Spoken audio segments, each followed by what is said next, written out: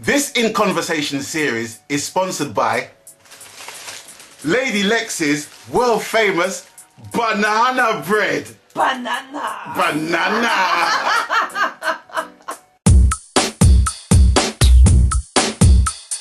11 years in the making. I'm not saying she took 11 years to make it. It took 11 years for it to get here.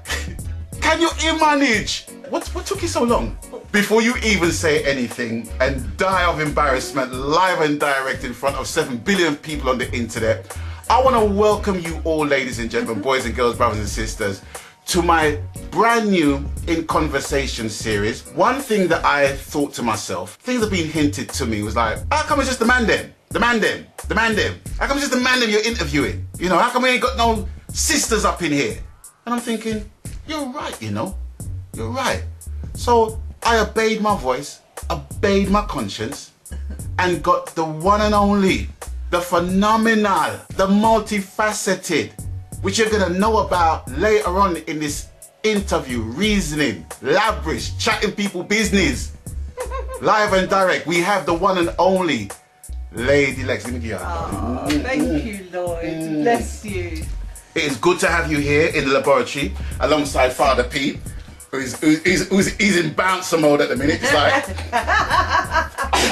I'm just thinking, if you take too long to eat the banana bread, you might yam it. He might yam it. So you know what? I'm gonna put that in the safe. Away. Put it in the safe. Put it away. So that's the icebreaker, basically, just to welcome you here and welcome you to the laboratory. We're gonna get into conversations about your life, your career, not only as a vocalist, a songwriter, producer as well, but also the CEO of a very successful radio station right about now. The radio station being Chawa. So we're gonna start off by basically asking you about your childhood. What was it like growing up as, I mean, people know you as Lady Lex, right? Yeah. But may I ask, what's your real name, please? My real name, Karen. Karen. That's my real name. Yeah, that's the name I was born with. But okay, it wasn't chosen by my mother. Oh, okay. It was chosen by my sisters.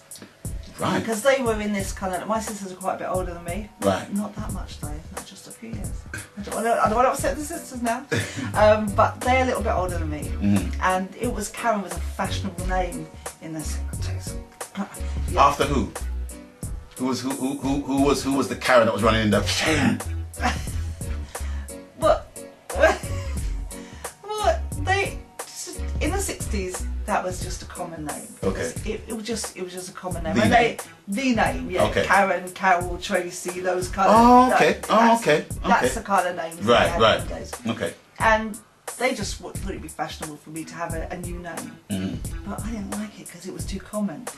And I don't like things that everybody else has got. I mean, did you have a choice in it when you was born though, really? No, I didn't. So I had to put up with it for a few years. So I asked my mum one day, Mum, why did you let my sisters name me? And she was like, oh, they just wanted to, so I let them. I wasn't too impressed by it. I said, so what would you have called me if you'd chosen a name for me? And she said, Alexandra. So at that point I said, right, Alexandra it is. So I said to all my friends at school, you're not allowed to call me Karen anymore. That's my government name. Right. Call me Alexandra. And they all went, that's too long. So it came down to Lexi.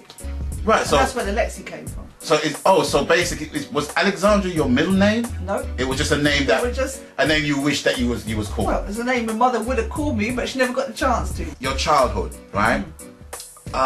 What was it like? Where did you grow up? How many people are in your family? What was it just like growing up? Growing up for me was fine. Growing up for me was a good experience. I mean, my mum was a hard worker. My dad was a hard worker as well, bless him. But I never saw as much of my mum as I might have liked to see her at the time, because my mum was working and just trying to pay the bills. And in those days that was quite rare actually, but my mum didn't want us just to have, she just didn't want us just to get by. Right. So both of them were working just so we had a few extra things, you know, we might not have had otherwise. But my family were heavily into music. My dad had all separate, he was heavily into systems, and he didn't just have like a gram, we all had the gram. Yeah. He didn't just have the gram, we all had that, but when my dad started getting into his separates, he used to have like a valve amp, you know. Oh my gosh. The longer it played, he went there.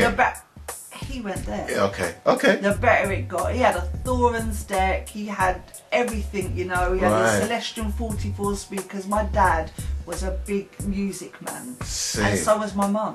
Right. But I'd have like, my dad had one room for his music, so he'd be in like the best room.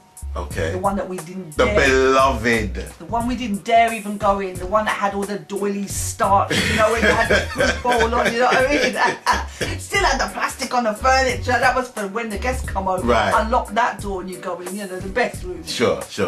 So he would have his system in there, and that would be his private place on a Sunday. And my mom would have the music playing while she's in the kitchen cooking. You know what? It's like it's amazing.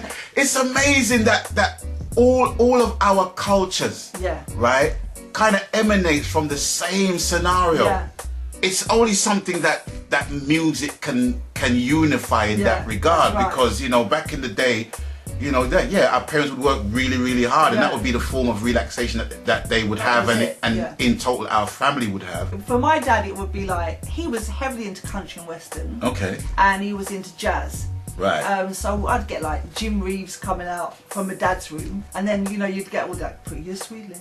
A little closer to the phone. And then for my mum's, I'd have Ella Fitzgerald, Billie Holiday, Nancy Wilson. And at the same time, my sisters were a fair bit older than me, and they'd be playing Aretha Franklin. And it just, so I got everything.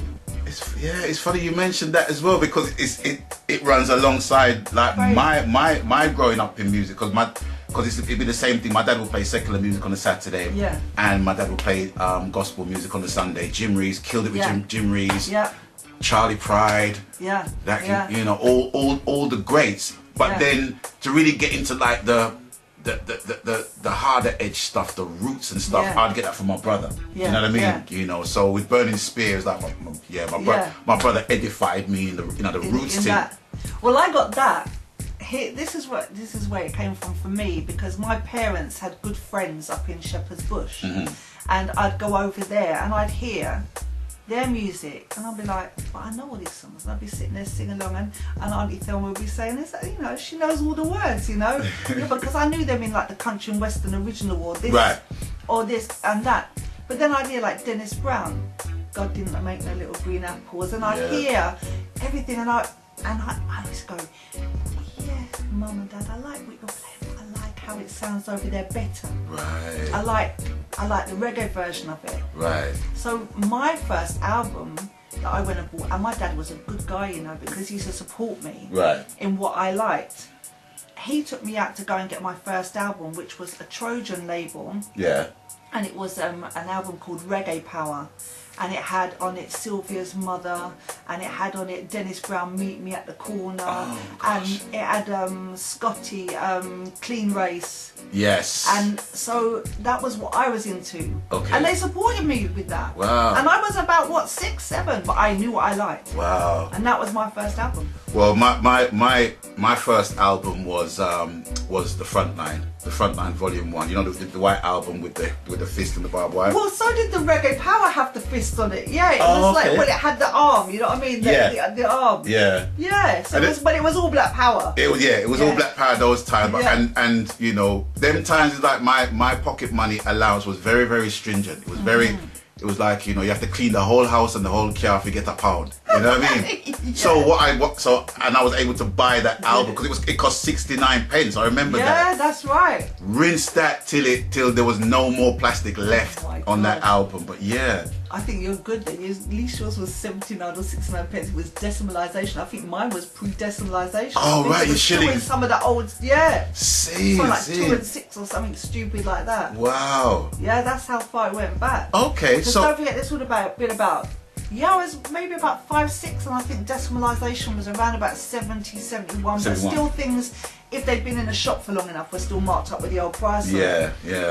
Okay. So madness. So we've got like a picture of your upbringing and the musical influences. I was speaking to Michael Gordon in relation to his influences and how music touched him, and it touched him in a completely different way.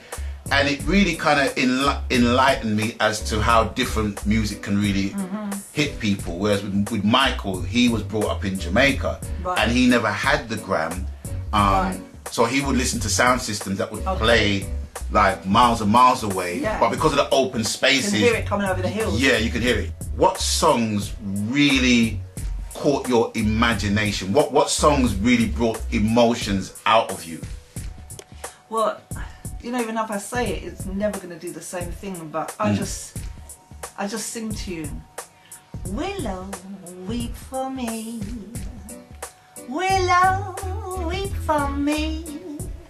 Bend your branches down along the ground and follow me.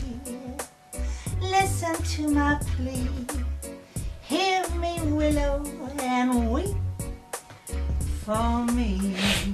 They hurt me. Right. They hurt me because I felt them. I'm a feeler of things. Yeah. You know what I mean? I don't even know what language you might be speaking, but I'll know how you're feeling. Yeah, from the the tones and the keys. That's you know? right, and they haunted me. You know, like because I remember my mum said to me years ago, she said, I knew there was something different about you because you'd be laying in your cot, you'd be playing, kicking up, you know, drunk your milk, everything was fine. Yeah. And then she touched a Billie Holiday, and I just start crying. Wow. And just crying. And what a place to actually start from. And how old was you when you had that experience? I was a baby in a cot.